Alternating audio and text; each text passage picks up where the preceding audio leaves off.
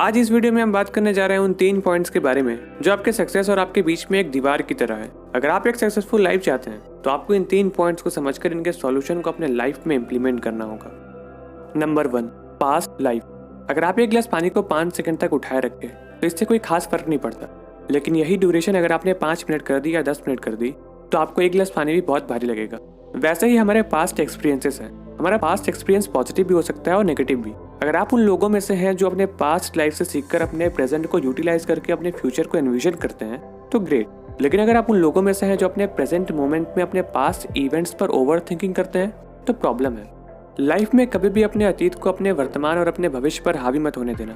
हम भारी बोझ के साथ नई शुरुआत कभी नहीं कर सकते। आपको इल्यूजन और रियलिटी में फर्क करना होगा। आपका पास्ट एक इल्यूजन है और आपका प्रेजेंट एक रियलिटी। आपका अतीत बीत चुका है और आप उसे बदल नहीं सकते। आपको ये एक्सेप्ट करना होगा।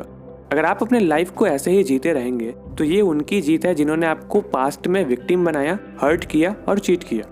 जीतना चाहते हैं आप तो आपका प्रेजेंट आज भी आपके हाथों में है। अपने प्रेजेंट में अपना 100% एफर्ट लगाएं और अपने फ्यूचर को एनविजन करें।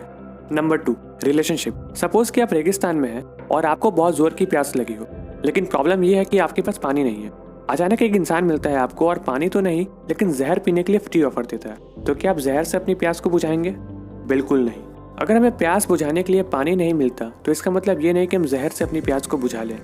अगर आप लाइफ में अकेले हैं और अकेलापन महसूस करते हैं तो इसका मतलब ये नहीं कि आप टॉक्सिक पीपल को अपने लाइफ में इन्विटेशन दे दें। मैं ये नहीं सजेस्ट करता कि आप रिलेशनशिप को अवॉइड करें।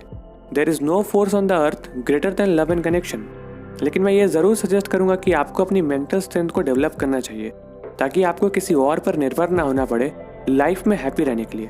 जिंदगी में हमेशा खुले दिल से स्वागत करिएगा उनका जिन्होंने आपका साथ मुसीबत में दिया हो।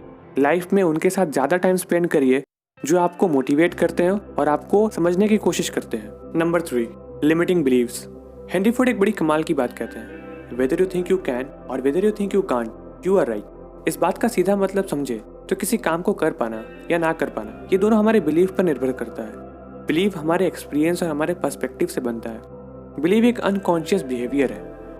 लाइफ में हम डिसीजन लेते हैं, एक्शन लेते हैं और उस एक्शन के बेस पे हमें आउटकम मिलता है, यानी हमारा रिजल्ट। सपोज एक लड़का अपने इंग्लिश के एग्जाम में फेल हो गया, तो अगर वो लड़का ये सोचे कि मैं इंग्लिश नहीं सीख सकता तो ये एक नेगेटिव और लिमिटिंग बिलीव है। लेकिन इस थॉट की जगह वो ये सोचे कि मैं इंग्लिश सीख सकता हूँ, इस बार फेल हो गया तो क्या, अगली बार इससे बेहतर करूँगा, तो ये एक पॉजिटिव बिलीव है।